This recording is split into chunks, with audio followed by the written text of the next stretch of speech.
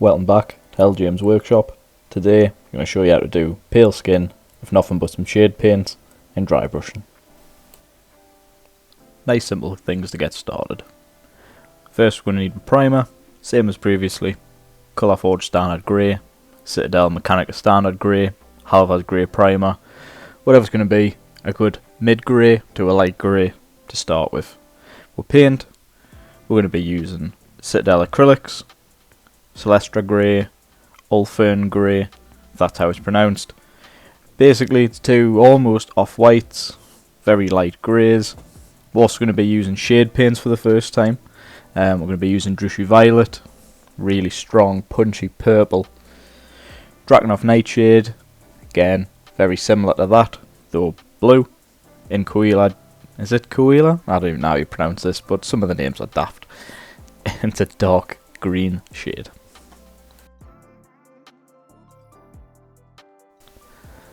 First up, we're going to be using Celestra Grey from Citadel. As you can see, just under the Citadel bit, where it says base, this means it's base paint. You've got good coverage. It's a little bit thicker than, say, your Pro Acryl paint, but we're just going to put a drop or two on a brush full onto a wet palette. It's going to give a nice consistency to start from.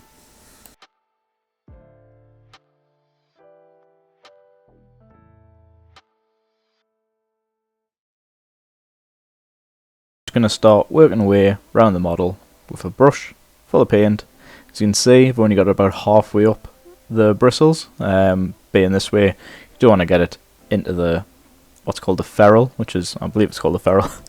So probably should have researched this beforehand. It's the metal bit, basically, because if you do, you say I've got some in mine, just makes your brushes go to pot that little bit quicker. So I'd recommend not to, and clean your brushes, don't be lazy like me. I'm just going to work my way around picking out bits of skin. If you can see, I've went over onto the metal bracer. It's not a massive issue, mainly because we're going to be going over it in a metallic.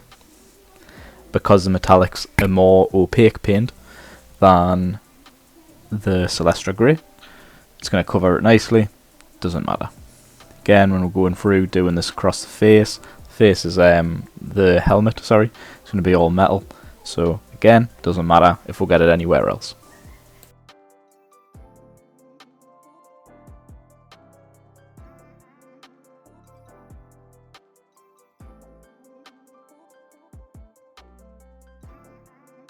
Just going to go around the model, make sure we get every last little bit. As you can see, just going our these trotters. The Celestra Grey is a really good base paint, especially if you're wanting a off-white grey. It's always a lot easier to cover with a grey than it is a white, just with how paint properties work. I'm going to go around, cover all these little severed heads that he's carrying. Again, I've already painted over this one previously. I thought I'd try something a little bit different, so I'm just going to go straight over the top. You see in the previous videos how all the contrast goes on the wet palette. It's a really thin layer, so we can just paint over the top of this. You're not going to lose any detail, no issues whatsoever. So again, generally it's one coat. This isn't a thick coat necessarily, it's just got great coverage because of how the pigment in the paint is used. So again, just going around to making sure we get every little bit.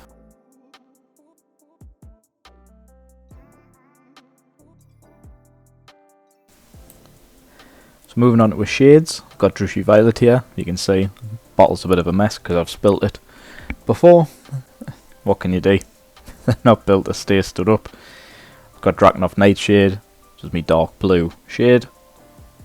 And finally, however you say, something green shade, which is my green version of this.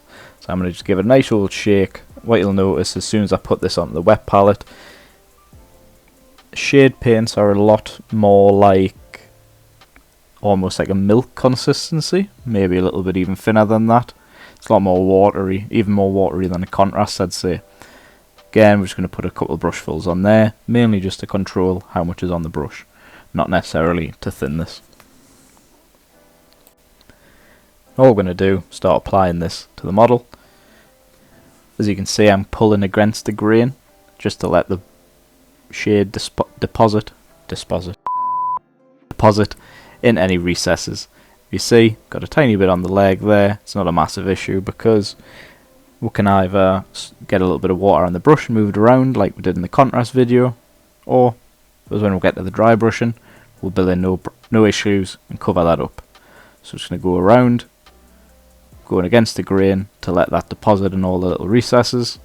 Just move away around, just checking on how much that will put in. As you can see here, it's a little bit too much on there, so I'm just going to use my brush to soak it up, move it around, make sure that we'll get it in all the nooks and crannies. Like when we're applying the base coat, don't worry about getting it on anything that's going to be metallic, mainly because we're going to go over it with an opaque paint. When it comes to putting it on this severed ogre head, we're just going to move around. Again, you're going to see, depending on how much pressure you put on, it's going to deposit more to the model, but we're just going to use the brush to soak up any little bits that may cause blotchiness or coffee staining, whatever you want to call it. It looks not great if you let it pool. Finally, we're going to use our Drybrush Nightshade, just apply a blue to this. Just thought I'd have a little play around. I've never actually used Drybrush Nightshade and the green shade to use like a pale skin. I just thought it's a similar type of shade of a different colour for this. So again, thought it would probably work nicely. Somehow we've acquired an orc on our table. Not really too sure how that happened again, but either way, we're going to move on to some dry brushing. Like we went over in a dry brushing video, if you haven't seen it, probably pause the video and go watch it there, so you can learn all the basics of it. But we're going to get paint on a brush, work it into the bristles, and the Brussels, bloody hell. I'm going to work it into the bristles, move it around on a piece of paper, so we're getting the majority of the paint off.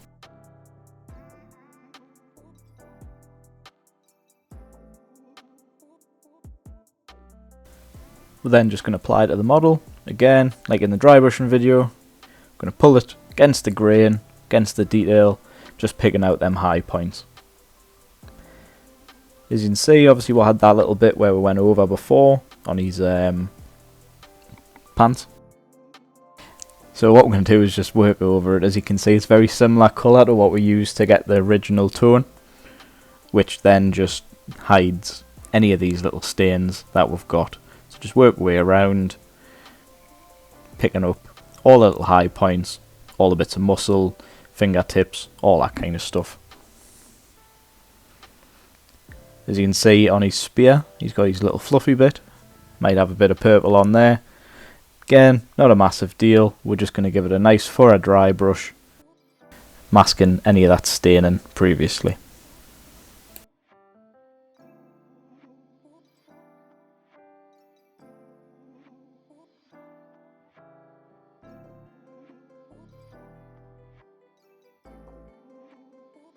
Final highlight we're going to do with Ulfern Grey. With this being a colour that's a slight lighter shade than the previous, it's going to give a nice depth of highlight, where we've got the original Celestra which has been covered with the wash, the Celestra to bring it back up, and then the Ulfern Grey to give it that final highlight on the very most raised parts. So we're just going to go around looking for any little bits such as these knuckles, the tops of the muscles. I'm not going to put too much pressure on this. We're going to go very light, because again, less is more. As we move on to the head, or the multiple severed heads, we're just going to work going up and down across his face, whichever direction that the detail is, just so we'll catch the raised points, just to put a little bit more extra emphasis on his brow, nose, lips, chin, as that's where the light's going to catch the most. We're not going to go super depth into painting theory and whatnot, because it's not something that necessarily interests myself, so it's not going to be something I'm going to blab on about, because truthfully, don't know too much about it. I'll concentrate on the top of the heads, again, on the brow, just where the light would naturally catch, just to give it a slightly more realistic tone. As you can see, we've got a nice, really simple pale skin tone. Hope that shows that it's dead simple to get a nice, easy, quick, no hassle pale skin tone, and you can churn out tons of models just like this, no stress. Again, go paint, play, check on your mates, make sure everyone's doing alright, man. Like and share, all that good crack. Hopefully have some more videos out very shortly.